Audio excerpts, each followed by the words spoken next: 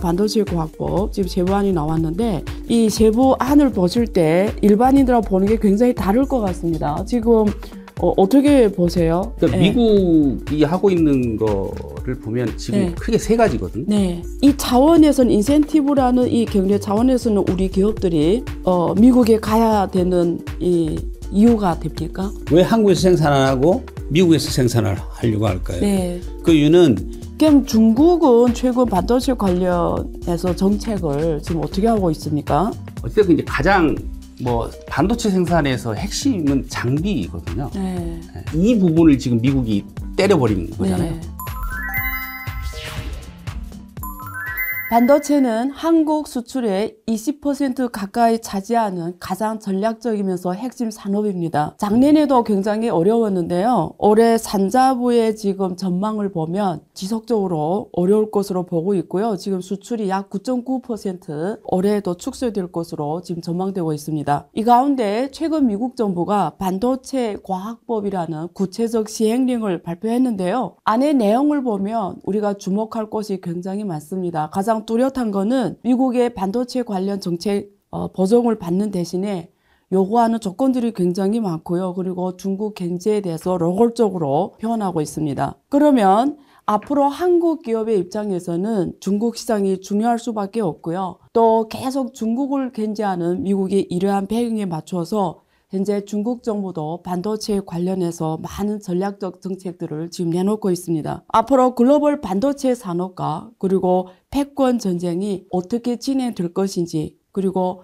한국 국내 업계에서는 이러한 상황을 어떻게 대처하고 준비해야 되는지 오늘 이런 주제를 가지고 다각도로 짚어보겠습니다. 그럼 오늘 이 분야에서 가장 권위 있는 두 분을 모셨습니다. 우선 한양대학교 공과대학 융합 전자공학부 박재근 석학 교수님 모셨습니다. 안녕하세요. 반갑습니다. 네, 반갑습니다. 그리고 이범준 경희대 국제경영 박사님 자리해 주셨습니다. 안녕하세요. 안녕하세요. 네, 반갑습니다. 우선 산업적 측면에서 지금 세계 반도체 산업이 어떤 단계에 와 있는지 한번 포괄적으로 한번 평가를 좀 부탁드리겠습니다. 산업적인 측면에서 지금 어떤 단계에 와 있느냐. 네. 이렇게 보시면 됩니다. 네. 반도체가 사용한 역사를 보면 네. 1980년 초에 네. 컴퓨터라는 게 만들어지면서 반도체가 처음 들어간 거죠. 그때 이제 컴퓨터에 CPU, 메모리라는 게 들어가게 되고요. 그렇게 산업이 쭉 가다가 우리가 잘 아시는 거 스티브 잡스 아시죠? 네. 스티브 잡스가 2008년도 아이폰 3가 이제 그렇죠. 실제로 시장에 출시가 되면서 네. 스마트폰 시대가 열리게 됩니다. 스마트폰 시장이 열리면서 거기에 스마트폰에 엄청난 새로운 반도체가 들어가게 되고요. 네. 그리고 이 스마트폰이 나오면서 이제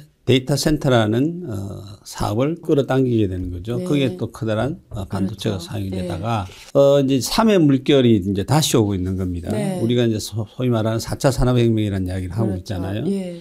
거기에 이제 또 새로운 커다란 반도체 수요가 창출이 되기 때문에 네. 예를 들어서 우리가 요즘 챗 GPT 이야기도 하지만 네. 거기는 어찌 보면 반도체 덩어리라고 보시면 되는 거고요. 그렇죠. AI 반도체 또 슈퍼컴퓨터 그다음에 이동통신 네. 그리고 특히 이제 자율주행 자동차 그렇죠. 시대가 곧 오기 예. 때문에 이런 또 새로운 시장이 이렇게 펼쳐지다 보니까 이 시장을 또 누가 국가적으로 주도로 해서 이 산업을 가져가겠느냐. 그렇죠. 그 핵심에는 반도체가 있는 것이죠. 그렇죠. 그러다 보니까 여기에 이제 전 세계적으로 미래 시장에 대한 이 반도체를 가져야만이 그런 시장을 또 이렇게 선점을 할 수 있기 때문에 맞습니다. 그러다 보니까 전 세계적으로 이제 반도체가 없이는 그 나라의 소위 말하는 4차 산업혁명 시대에 지금 도래가 했죠. 거기 들어가는 신산업에 대해서 주도권을 가져갈 수 없다. 그렇죠. 그래서 경제 안보라는 표현을 사용하고 맞습니다. 있습니다. 네. 그런 단계에서 지금 미국 주도로 해서 네. 이렇게 재편을 하려고 하는 네. 그런 움직임에 있습니다. 그러면 이러한 큰 배경에서 이범준 박사님께서 주로 컨설팅 예, 쪽을 예. 하시나 봐요. 그래서 혹시 앞에서 우리 박 교수님 말씀하신 대로는 큰 글로벌 방향 변화가 있잖아요. 그 최근 하고 계시는 실무에서 이쪽으로 지금 기업들이 움직임이라든가 혹은 컨설팅 수요라든가 혹은 흐름이 어떻게 되는지 잘 아시는 예. 것처럼 반도체를 이제 메모리와 비메모리로 구분을 하잖아요. 그렇죠. 이제 저는 이제 주로 이제 메모리 쪽 아, 그리고 예. 일을 했었고 그리고 이제 컨설팅도 이제 그쪽 분야에서 이제 일을 했었는데, 이제 지금 메모리 쪽에서 가장 큰 이슈는 재고죠, 재고. 네.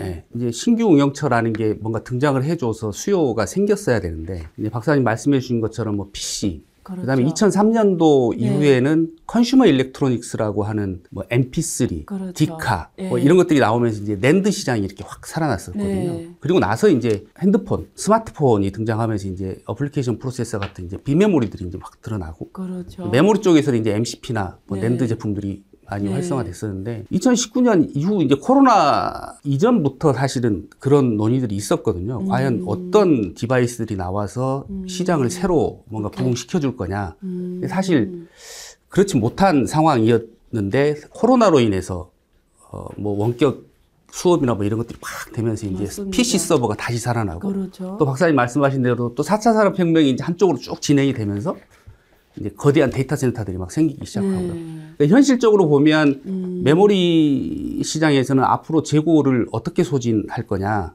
어떤 신규 운영처가 나와서 좀 처리할 거냐인 거고, 비메모리 같은 경우는 뭐 자동차용 비메모리가 부족했다라는 이야기를 많이 하는데, 맞아요. 그건 뭐 큰 이슈는 아닐 것 같습니다. 네. 이제 뭐 사실 레거시 공정에서 만들 수 있는 제품들이고, 네. 사실 비메모리 이제 삼성 같은 경우는 3나노의 지금 GAA 방식이 네. 적용이 돼서 지금 했다고는 하는데, 네. 그러면 이제 시장을 만들어야 되는 상황이라서, 그럼 어떻게 신규 거래선들을 유치를 해서 그런 매출로 이어지게 할 거냐, 이런 고민들을 좀 많이 하고 있는 것 같습니다. 그러면 지금 저는 여기서 두 가지 좀 구체적으로 짚어보고 싶은데요. 반도체 수출이 지금 올해 작년에도 안 좋았지만 올해도 지금 부진할 것 전망하는데, 이게 뭐 반도체 사이클 문제인지 아니면 큰 시장 재편에 따른 어떤 구조적인 문제인 건지. 반도체는 이제 기본적으로 예. 수요와 공급의 원칙에 의해서 사이클을 가지게 되는 겁니다. 네. 그리고 사이클이 이제 점점, 옛날 우리가 뭐 80년 초부터 반도체를 했는데, 네. 지금 시대로 오면서 사이클이 더 주기가 더 짧아지고 있는 거예요. 지금 이제 수출이 감소되고 또 가격이 떨어져서 또 매출이 줄어들고 적자까지 가는 그런 일을 겪고 있는데요. 네.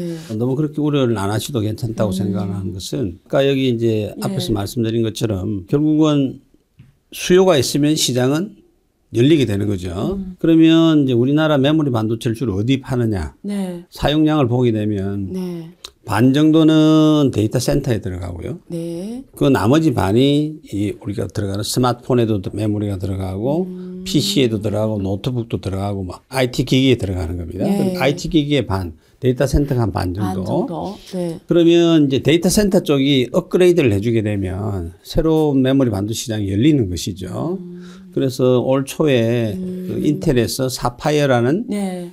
새로운 데이터 센터용 CPU가 지금 출시가 되었어요. 예. 지금 대부분의 큰 데이터 센터 회사들에서 신뢰성 테스트를 하고 있어요. 아. 그래서 그게 정상적으로 돌아간다고 하면 예. 3, 4분기, 4, 4분기 정도 되면 이제 거기 장착되기 시작을 할 텐데, 네. 데이터 센터용 새로운 CPU 사파이어의 경우는 속도가 굉장히 빠르기 때문에 네. 새로운 메모리를 요구를 합니다. 예. 그래서 지금 사용하는 메모리보다는 성능이 훨씬 빠른 메모리, 네. 동작 속도 빠른 메모리, 네. DDR5라고 그러는데요. 네. 현재 지금 DDR4라는 것은 점점 줄어들고 DDR5로 이제 전환을 할 겁니다. 성능이 좋은 만큼 네. 또 투자를 또 많이 해서 더 네. 좋은 성능을 만드는 것만큼 가격이 올라갈 수밖에 없기 때문에 네. 또 업그레이드를 하기 시작하면서 많은 이제 우리 메모리가 수요가 되기 때문에 대부분의 전문가는 올 연말 정도 되면 현재 이 바닥에 내려와 있는 이 메모리의 네. 그 매출액, 수출액이 예. 다시 이제 치고 올라가지 않겠느냐. 기본적으로 모든 그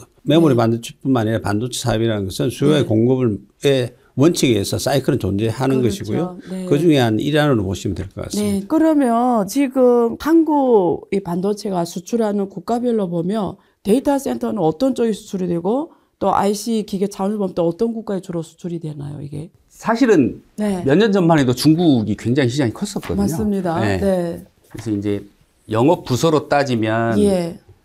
스마트폰이 등장하면서는 오히려 국내 영업이 주목을 많이 받았었어요. 아. 왜냐하면 삼성폰이 잘 나갔었으니까. 그렇죠. 네. 근데 이제 그러다가 중국이 이제 스마트폰들이 다양한 종류들이 나오기 시작하면서 그렇죠. 뭐 화웨이든 뭐 어디든 계속 이렇게 예. 나오기 시작하면서 예. 중국 매출이 이제 굉장히 비중이 컸었었죠. 근데 이제 지금은 뭐 데이터 센터나 뭐 이런 서버 같은 예. 경우는 주로 미국, 유럽이고요. 미국, 유럽. 주로 미국입니다, 미국. 그러면 자연스럽게 주제를 이어서 지금 미중이 기술 패권 전쟁 한다고 지금 다루고 계시는데요. 반도체가 워낙 전략적 지금 산업으로서 경제안보 측면에서 가장 중요하게 지금 주목받고 있는데 앞으로 중국과 미국과 이런 패권 전쟁이 커질수록 지금 여기 둘러싸고 한국 그리고 유럽, 일본 등등 나라들의 여기에 대한 대응이 달라질 것 같습니다. 그래서 현재 우선 그걸 다뤄보고 싶어요. 이번에 나온 반도체 과학법 지금 제보안이 나왔는데 굉장히 지금 논란이 크고 토론도 많이 진행되고 있습니다. 그럼 우선 우리 박 교수님께서는 뭐 이쪽에 워낙 전문가시니까 이 제보안을 보실 때 일반인들하고 보는 게 굉장히 다를 것 같습니다. 지금 어떻게 보세요? 반도체 과학법 그 네. 배경은 좀 이따 설명을 드리고요. 네. 우리가 미중 기술 패권의 네. 본질을 좀 이해를 네. 해야지 우리 산업 그다음에 우리가 정부가 할 역할 그렇죠. 이런 네. 걸 이해를 할 네. 수가 있습니다. 네. 주로 중국이 이제 성장하는 데는 크게 보면 두 가지 큰 사업이 성장하는데 그게 뭐냐면 IT 제품을 만들어서 네. 수출하는 것과 네. 그리고 부동산 사업이 이제 이렇게 네. 성장을 하면서 경제를 예. 중국의 경제를 끌고 이렇게 가죠. 끌고 네. 가죠. 그런데 이 IT 제품을 만들다 보니까 그 안에 핵심 부품 반도체잖아요. 그렇죠. 그래서 이제 중국에서 2014년도에 예. 우리가 전 세계의 IT 제품의 70%를 만들어서 수출을 하는데 네. 반도체는 거의 100% 수입해서 쓴다. 맞습니다. 그래서 네. 2014년도에 네. 2025년 즉 10년이 지나서 예. 중국에서 사용하는 반도체의 70%를 네. 우리가 직접 만들자고 해서 네. 그것이 제조 2025라는 것을 발표를 합니다. 예. 그렇게 되면서 중국 정부가 어마어마한 돈을 네. 투입을 했고요. 했죠. 예. 그러면서 이제 제일 빨리 따라잡을 수 있는 게 바로 미국이 잘하는 설계 예. 분야인 거예요. 그래서 이 설계 분야를 따라잡은 회사가 우리가 잘 알고 있는 화웨이라는 회사인 예. 겁니다. 거의 미국 수준의 설계 능력을 가지면서 예. 스마트폰에 들어가는 가장 뛰어난 반도체인 애플리케이션 프로세서를 직접 설계를 하고 예. 위탁 생산은 TSMC라는 대만 회사에 의뢰를 했던 것이죠. 그렇죠. 그러니까 예. 미국의 입장에서는 미국의 설계 기술이 반도체 시장을 계속해서 주도해왔고 주도했는데, 앞으로 네. 주도할 것인데 네. 중국이 턱 밑에까지 오니까 네. 그다음 어떻게 했나요? 그래서 제재가 들어간 거잖아요. 네. TSMC 보고 네. 하웨이에 설계한 제품을 생산하지 마라 하고 네. 제재가 된 겁니다. 그렇죠. 그게 이제 소위 말하는 미중 무역전쟁의 시발점, 본질이 이제 시작됐던 것이죠. 네. 자, 이것은 뭘 이야기를 하냐면 반도체는 미국 주도로 해서 시장을 계속 새롭게 창출을 해왔고 네. 컴퓨터도 미국에서 만들었고 스마트폰도 미국에서 만들었고 4차 산업혁명의 시장에 도래했는데 새로운 신시장도 미국이 계속 만들 것인데 네. 중국이 이제 그 시장을 가져가려고 하니까 제재를 하기 시작한 거죠. 네. 그리고 이것을 더 제재를 더 심하게 하면 하지 더 약하게 하지는 않을 거로 우리가 예상을 하는 거예요. 네. 소위 말해 기술 패권이 아니라 네. 미국에서 그 패권을 놓지 않으려고 하는 것이죠. 예. 그래서 중국이 들어오는 것에 대해서는 네. 철저하게 막으려고 하는 그렇죠. 그런 상황에 지금 우리가 있고 예. 그 상황에서 미국 입장에서는 네. 그러면 미국에서 설계하는 거는 어떻게 해서 막았는데 네. 생산을 지금 자꾸만 어디서 해야 되냐면 대만이나 한국에서 해야 되죠. 네. 리스크가 있잖아요. 그렇죠. 대만은 중국하고 굉장히 가깝고 그렇죠. 많은 대만 회사가 중국의 자본들이 엄청나게 들어와 있어요. 네. 그래서 지정학적 리스크가 있으니까 네. 그러면 미국에서 우리도 생산을 미국에서 하자. 그래서 작년 기준 보면 미국에서 총생산 전 세계 반도체 생산에 네. 미국이 한 12% 정도를 합니다. 네. 그래서 이것을 2030년도까지 네. 한 20% 정도 올려보자. 오케이. 특히 올리는데 첨단 반도체 생산 쪽을 올려보자. 그렇게 해서 TSMC와 삼성전자에게 공정을 지으라고 유도를 하면서 네. 짓기 위해서는 뭔가 인센티브를 줘야 되는 거죠. 그렇죠. 그게 바로 반도체 지원 과학법이라고 그러는데 네. 네. 그걸 가지고 이제 투자를 하면 네.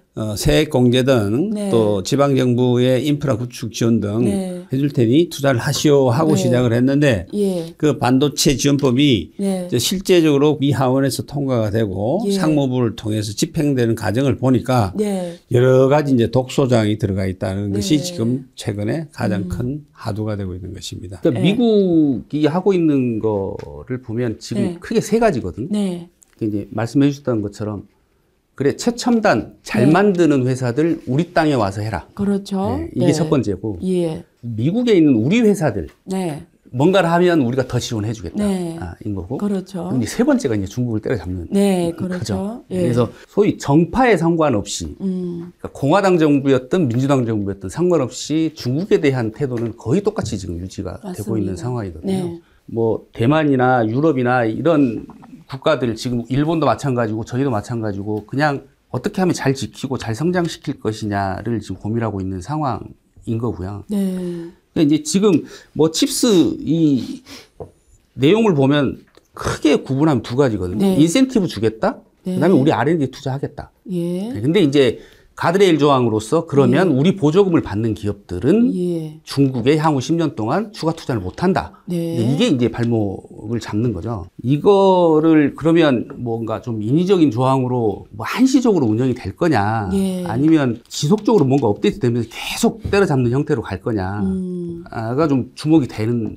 부분이거든요. 예. 그러니까 이제 실제 뭐 슈퍼 301조 이야기를 하지만 네. 예전에 88년도, 뭐 89년도, 90년도 네. 2년 동안 한시적으로 운영됐던 거거든요. 네, 슈퍼 네. 301조 같은 경우는. 네. 그래서 이런 항목들이 이제 어떻게 운영이 될 건지는 좀 지켜봐야 될 것 같고요. 그러면 지금 제가 시청자분들 계시니까 제가 간단히 지금 세부 조항 중에 어떤 좀 우려가 되는 내용을 잠깐 조금 구체적으로 언급해 볼게요. 보조금을 1억 5천만 달러 이상 받는 기업은 초과 이익을 달성하면 미 정부의 일정 부분을 공유하라는 지금 조항이 되어 있고요. 그러면서 지원 보조금의 최대 75%까지 앞으로는 환수하겠다라고 되어 있습니다. 그리고 그 보조금을 받는 기업은 가드레일 안정장치 조항에 따라 10년간 중국 등 우려 국가의 반도체 시설 투자에 대해서 지금 금지하는 조항도 있습니다.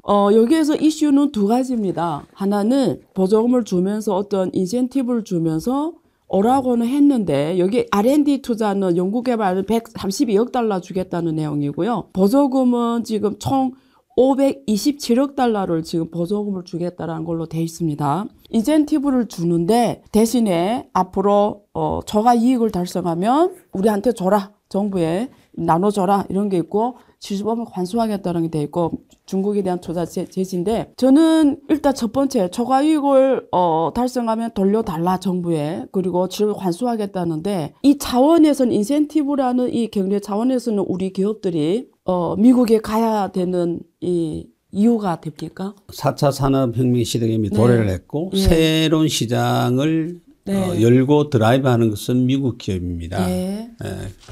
시장이 있기 때문에 우리가 투자를 하는 겁니다. 미국이 지금 주장하는 것은 반도체 공급망의 안정을 그렇죠. 주장하는데 네. 왜 그 반도체 공급망의 안정을 주장하냐면 자동차도 반도체가 없으니까 생산이 코비드-19 시대에 네.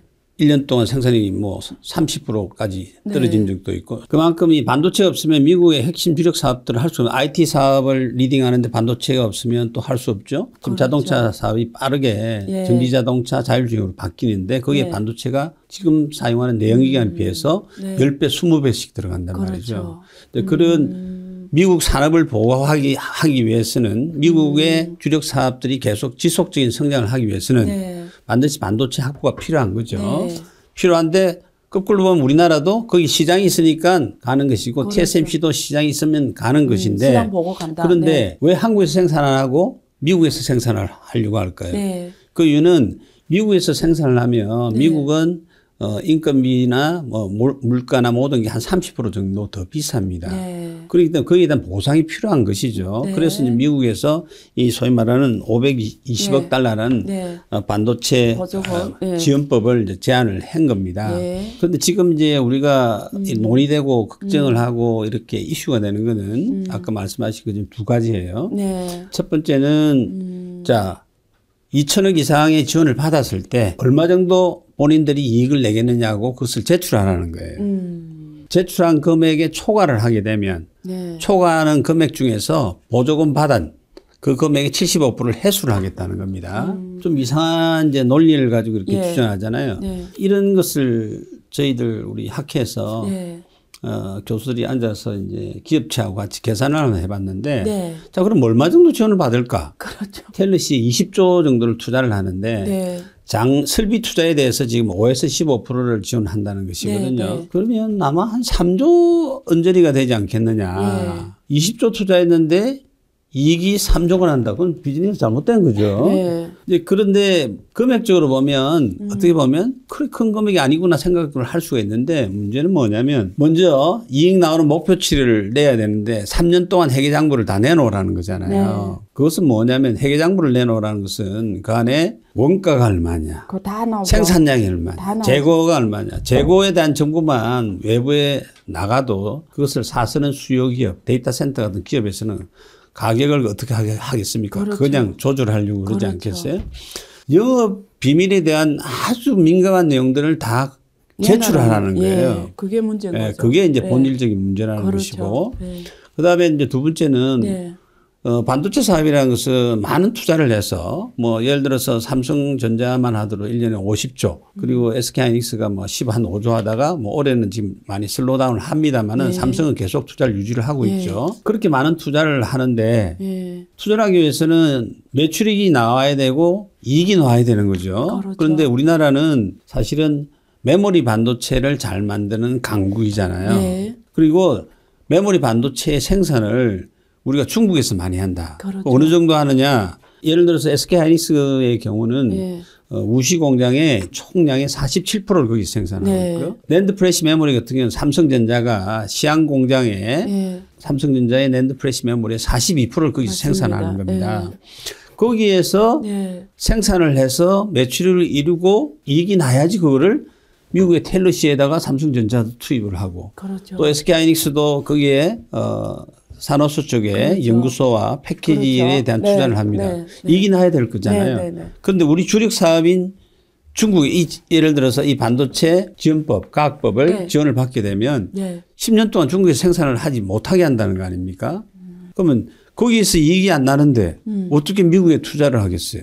그죠? 그럼에도 불구하고 지원을 받았으면 중국에 투자를 하지 마라. 오케이. 예? 네. 지금까지 생산한 제품까지는 괜찮다. 네. 그러나 앞으로는 추가. 안 된다. 예. 예, 반도체업의 특성이라는 것은 예를 들어 지금 만드는 반도체가 있으면 그렇죠. 한 2년 되면 더 이상 맞습니다. 그 제품 사용하지 않습니다. 그래서 문제인 거죠. 예, 예. 그래서 문제인데 네. 지금 1년을 유예를 받았죠. 1년 후에 그죠? 예, 그래서 이게 이제 우리가 풀어야 할 가장 큰 과제네요. 과제가 되는 것입니다. 자연스럽게 주제를 넘어가서 두 번째 궁금한 거는 두 가지인 것 같아요. 일단은 하나는 중국 정부가 앞으로 그러면 어떻게 대응할 것이고, 그 다음에 우리 기업들이 어떻게 대응해야 되냐, 이 두 가지를 논의 드릴 건데요. 우선 이 박사님, 중국은 최근 반도체 관련해서 정책을 지금 어떻게 하고 있습니까? 중국은 크게 뭐 두 개의 100년이라는 예. 비전을 가지고 있잖아요. 네. 그 공산당 창당 기준, 그다음에 네. 해방 기준으로 네. 해서 그래서 이제 뭐 제조업을 끊임없이 이제 드라이브를 하고 있는데 네. 어쨌든 이제 가장 뭐 반도체 생산에서 핵심은 장비거든요. 네. 예. 그리고 이제 그러다 보니까 장비 투자가 많이 들어가다 보면 네. 그게 이제 감가상각이 원가에서 차지하는 부분이 커져요. 예. 그럴 수밖에 없죠. 이게 그렇죠. 사람이 많이 투입된다고 물건이 많이 나오는 게 아니고 그렇죠. 아니니까요. 네. 이제 그런데 이 부분을 지금 미국이 때려버린 거잖아요. 네. 그러니까 사실 반도체 장비 시장을 보면 일본의 텔, 그다음에 이제 네덜란드 ASML, 그렇죠. 뭐 미국 KLA, 뭐 램, 뭐 어플라이드 머티리얼스 이 예. 5개가 차지하는 비중이 반도체 장비 시장에서 80%예요. 80. 네. 예. 근데 미국의 세계에다가 일본하고 네덜란드까지 지금 손을 잡아서 반도체 장비 수출을 이제 금지한다고 금지하는 하니까 거죠. 네. 굉장히 어려운 상황이죠. 다른 산업하고는 좀 다르게 반도체 같은 경우는 장비가 없으면 공정을 세분화하기가 이제 딱 한계가 걸려버리니까요. 그렇죠. 근데 실제 파운드리 업체들 중국이 최첨단 공정을 가지고 있는 게 네. 지금 14나노로 알려져 예. 있거든요. 그러니까 미국이 딱 그 지점을 때린 거예요. 그럼 네. 14나노 이상은 반도체 장비 못 사가. 그러면 우리가 일본 수출 규제 받았을 때 우리가 이제 국산화하고 뭐 이런 네. 노력을 끊임없이 해왔었는데 네. 야, 이게 언젠가는 하긴 할 테지만 네. 이게 좀 시간이 너무 오래 걸리지 않을까라는 생각이 좀 들어요. 저는 개인적으로. 예. 그 이번에 양회가 지금 열리고 있거든요. 3월 11일 끝났는데 매회 양회는 한국말로 국회 깨기거든요. 그래서 전국에서 인민 대표들이 북경에 모여서 올해 정책을 어떻게 할지를 주로 논의하는 장소인데요. 과거에는 빅테크 기업들이 많이 왔어요. 텐센트라든가 바이두라든가 이런 수장들이 대표로 많이 왔는데 이번에는 눈에 띄는 게 전기차, 인공지능 이런 빅테크 기업들이 지금 수장들이 주로 대표로 오셨습니다. 그런 면에서 보면은 중국에서 반도체를 엄청 지금 중요시하는 것 같고요. 또 과학기술위원회를 이번에 만들었어요. 거기서 지금 반도체 기술 영예 돌파를 하겠다라고 엄청 지금 적극적으로 할 예정인데 방금 이 박사님 말씀을 듣고 보니까 사실 이게 굉장히 오랜 시간 걸리고 기술 돌파를 하기는 어려운 것으로 보입니다. 그러면 중국이 기대할 수 있는 건 유럽에서 지금 네덜란드라든가 또 앞으로 뭐 일본 그리고 한국 뭐 이런 좀 어떻게 하나 관계를 잘해가지고 이걸 돌파를 해야 될 것 같은데 일단 한국의 입장에서 지금 한국하고 굉장히 관계를 잘하려고 중국도 지금 생각하고 있거든요. 그러면 아까 거기서 지금 이 보조금을 안 받으면 중국에 대한 가들 조항이 적용 안 되잖아요. 그러면 안 받으면 되잖아요. 우리가 반도체는 경제 안보라고 생각하죠. 지금 전 세계적으로 반도체 그 생산량을 보면요. 네. 중국이 한 12% 정도로 생산해요. 그 12% 내에서도 네. 삼성과 SK 중국 공장 걸 빼면 5%밖에 안 돼요. 맞습니다. 네. 네. 엄청난 돈을 투자를 했지만 기술력도 아직 많이 부족하고 특히 아까 우리 이 박사 말씀하신 것처럼 미국, 일본, 유럽으로부터 반도체 소재 부품 장비, 부품도 공급 못 받으면 공장에 안 돌아가요. 소재 부품 장비를 수입을 해야만이 가능한데 네. 미국에서 이걸 차단을 했어요. 네. 그러니까 왜 미국이 이걸 차단할 수 있을까요? 그 이유는 반도체 소재 부품 장비 기술 안에 보면 대부분의 미국의 원천 기술을 사용합니다. 그렇네요. 예, 원천 기술을 사용하기 그게 때문에 문제네요. 예. 미국의 허락을 안 받을 수가 받으면, 없는 거예요. 맞습니다. 그것이 뭐냐면 전략물자의 개념에서 그렇죠. 미국이 제재를 하는 겁니다. 오케이. 니네들이 만드는 이 제품이 중국 가서 무기를 만드는 거 아니냐 해서 전략물자라는 걸 가지고 그 제재를 하는 거죠. 기준을 내서 제재를 하는 거예요. 네. 그러니까 일본도 유럽도 다 미국의 제재에 동참할 수밖에 없는 게 현실인 거죠. 그렇네요. 추가로 좀 말씀을 예. 드리면 네. 2019년에 지금 EUV 장비를 네. 중국에서 반도체 생산하는 기업에 판매를 못하게 했어요. 그래서 이제 삼성과 하이닉스는 1년 유예를 받았죠. 근데 이제 그래서 최근에 2월 달에 무슨 일이 있었냐면 그러면 유예 기간이 끝나면 어떻게 할 거냐라는 그렇죠. 질문을 했는데 그때 이제 상무부에서 뭐라 그랬냐면 네. 뭐 쿼터제 비슷한 이야기를 했어요. 그러니까 생산량 자체에 제한을 두겠다. 쿼터. 중요한 게 이런 건 이제 사실 외교적인 문제이기 때문에 이제 어떻게 풀어가야 될 거냐가 외교로 이제 되게 풀어야. 네. 고민이 되는 문제고요. 그렇네요. 그다음에 이제 원천 기술 이야기를 해주셨는데 네. 사실 이제 저희가 IP 기업이라는 게 있거든요. 네. 이제 대표적인 기업이 미국의 시냅시스하고 영국의 ARM이에요. 그렇죠. 패밀리 설계를 하려면 기본적인 맞습니다. 구조들을 다 거기서 원천적으로 가지고 그렇죠. 있기 때문에 네, 시냅스. 그러니까 팔로워의 입장에서는 이 원천 기술을 확보하지 못하고서 이제 굉장히 힘든 문제입니다. 그러네요. 마지막으로 이제 양회 아까 이야기하셨고 그러면 우리가 어떻게 해야 되냐를 말씀을 하셨는데 저는 요즘 대만 하는 걸 보면서 네. 참 대단하다는 생각이 드는 게 네. 대만이 미국에서 그럼 와서 공장 지어라 예. 라고 하니까 오케이 짓겠다. 네. 근데 대신 5나노를 오나. 이야기를 했어요. 예. 그래 놓고 대만 국내에다가는 3나노 이하를 그렇죠. 지금 계속 짓고 있어요. 예. 그리고 중국에는 우리 소위 레거시 공정이라고 하는 예. 예전 제품들 예. 거기다가 뭐 추가로 지금 계속 확장하겠다라고 하고 있고 또 한편으로는 일본한테는 도쿄대하고 같이 R&D 협약을 해서 계속 연구를 진행을 하고 있거든요. 그러니까 오케이 투자를 하겠지만 우리가 신규 공정들 최첨단 테크는 넘겨주지 않고 넘겨주지 않고 우리는 우리가 지키겠고 오케이. 그리고 중국에 투자했던 거 여전히 올드 공정이기 때문에 예, 계속 하겠고. 계속 추가하겠고 오케이. 그러니까 좀 뭐 압도적인 기술력이 있어서 그런 전략이 나올 수도 있겠다라는 생각도 들지만 굉장히 줄타기를 잘하면서 균형을 잘 잡고 있다는 좀 생각이 들어서 예. 우리도 좀 그런 전략이나 이런 게 좀 필요하지 않을까. 그 중국이 지금 최근에 미국에서 계속 지금 발표하고 블랙리스트에 계속 올리고 있거든요. 요즘에도 지금 지난번에도 또 28개 기업을 추가 지금 블랙리스트에 올렸는데 이런 기업들 관련해서 우리 한국에 영향받는 영역은 있나요? 아까 이제 교수님도 되게 좋은 이게 되게 당연한 원리인데 시장을 보고 움직이는 게 기업이잖아요. 네. 시장이 있는 곳에는 가야 된단 그렇죠. 말이에요. 네.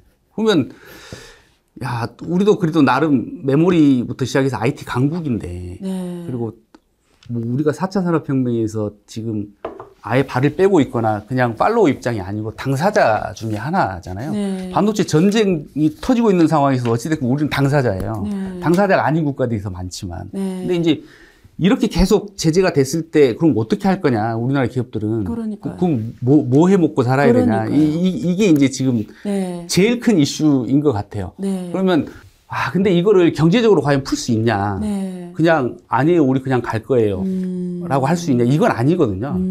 그러니까 그래서 이제 어쩔 수 없이 이게 정치적인 영역이 들어올 수밖에 없는 네. 거라는 생각이 들거든요. 네. 그러니까 재밌는 게 예전에 2010년도에 예. 중국이 사실 센카쿠열도에서 그 예.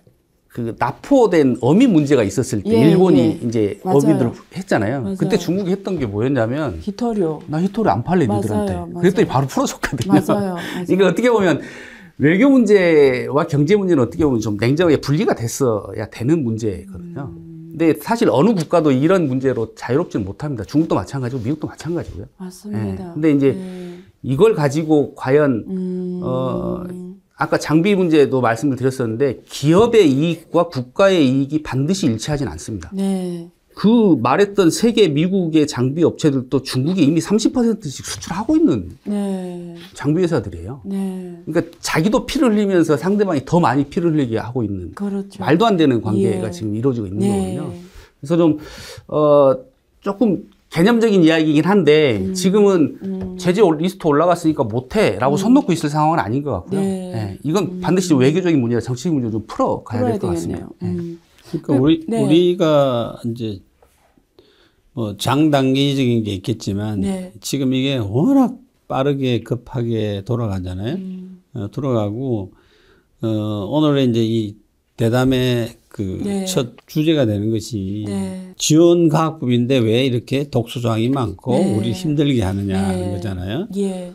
그래서 이제 역시 아까 우리 이 박사님께서 말씀하신 것처럼 이럴 때 이제 정부의 그 역할이 굉장히 중요하다. 중요해요. 네. 중요하고 그 역할을 또 해야 된다는 게 우리 국민의 목소리인 겁니다. 그래서 우리가 이제 무엇을 이야기해야 되냐면 자, 미국 주도의 반도체 공급망을 재편을 하고 있는데 중국을 배제를 하고 있고 네.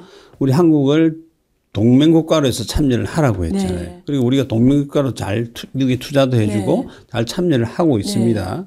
그러면 동맹국가한테 제재를 하면 안 되죠. 그렇죠. 그죠? 효과 나오면 그렇죠. 안 되죠. 예? 네. 오히려 동맹국가는 더 도와줘야 되는데. 예. 같이 잘 돼야지. 그죠? 예. 그러니까 자기네만 잘 되면 안 되죠. 예, 예. 그런 이야기를 이제 대통령이 다음 달에도 이제 가시니까 네. 그 바이든 대통령한테 강력히 이야기를 해야죠. 요구를 우린 동맹국가 아니냐. 맞습니다. 네, 그래서 미국 정책이 바뀌지는 않을 것 같아요. 네. 예를 들어 초과 이익에 대한 그 한수하는 그런 정책이 하원을 통해서 나온 거기 때문에 예를 들어 미 행정부가 나서면 변경이 가능할지도 모르겠으나 네. 하원을 통해서 나오기 때문에 변경이 네. 어려울 것이다. 그렇다고 하면 아까 얘기하는 영업 비밀에 대한 정보를 최소화할 수 있도록 예. 그죠? 뭐 예. 그런 소위 말 안전장치 같은 것을 그렇죠. 강력하게 요구를 해야 되고 예.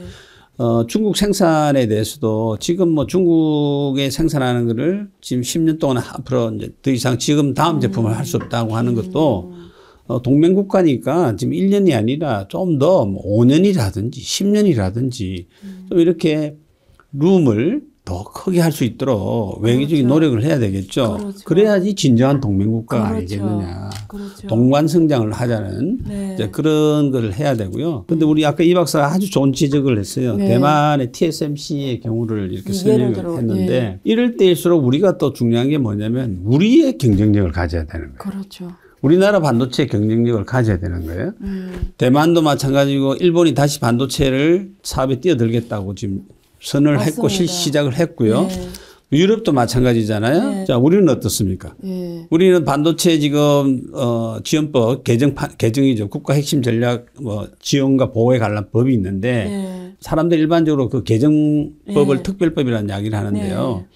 그게 세액 공제를 뭐 20% 해달라 했지만 지금 현실적으로는 8%밖에 안 돼 있고 그게 이제 최근에 다행히 뭐 이번 주에 국회에서 소위원회 통과를 해서 이제 그 다음 단계에 논의하는 게 올라갔는데요.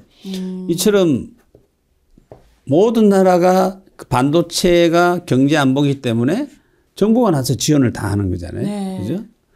그리고 어마어마한 그 돈을 지원을 하는 겁니다. 네. 이것은 반도체 산업이라는 것은 이게 대기업이냐 중소기업 이런 이슈가 아니에요. 반도체 사업 자체라는 것은 대기업 아니면 할 수 없는 사업의 규모가 맞습니다. 반도체 사업입니다. 예. 그래서 우리 경쟁력을 가지는 게 굉장히 중요한데 네. 우리가 사실 어려워요.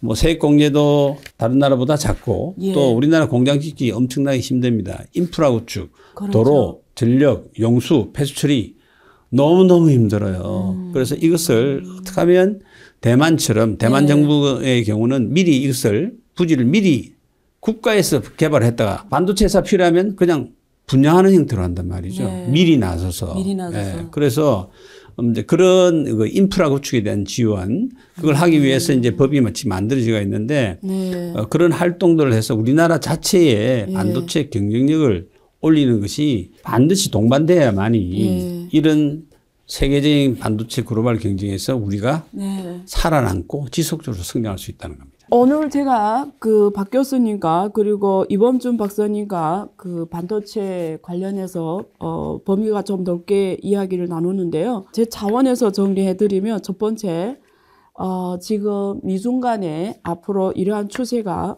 단기간에 끝날 것 같지는 않고요. 굉장히 장기간에 이루어지고 미국에서는 어쨌든 계속 갈 수밖에 없는 패권을 유지해 갈 수밖에 없는 상황입니다. 그래서 이거는 기정사실이고요. 거기에 따라서 반도체 과학법이 나왔고 또 우리 기업들이 미국에 실제 갔지만 여러 가지 지금 독소조항 포함해서 이런 과제들을 지혜롭게 풀어야 되는 숙제가 있는데 이런 면에서 정부의 더 큰 적극적 역할이 필요하구나. 라는 걸 많이 느꼈습니다. 그래서 앞으로 경제 안보라는 거는 지금 정치적으로 외교적으로 해결해야 되는 이슈라는 뜻이기도 하는데요. 그런 면에서 우리 정부의 적극적인 노력이 더 필요하다는 생각을 해봤고요. 그리고 우리 기업들은 미래를 선점하기 위해서는 이제는 추격자가 아니라 first mover 그리고 절대적인 초격차 경쟁력 확보하지 않으면 앞으로 이런 일이 계속 발생할 수도 있겠구나라는 걸 가슴 깊이 느꼈습니다. 지금까지 박재근 교수님과 이범준 박사님 함께했습니다. 감사합니다. 네, 감사합니다. 지금까지 시청해준 시청자 여러분 감사합니다. 앞으로도 안녕하쇼를 주목해 주시고요. 국가 운명에 관계되는 많은 주제들을 적극적으로 이런 좋은 대담하는 시간을 많이 갖도록 하겠습니다. 감사합니다.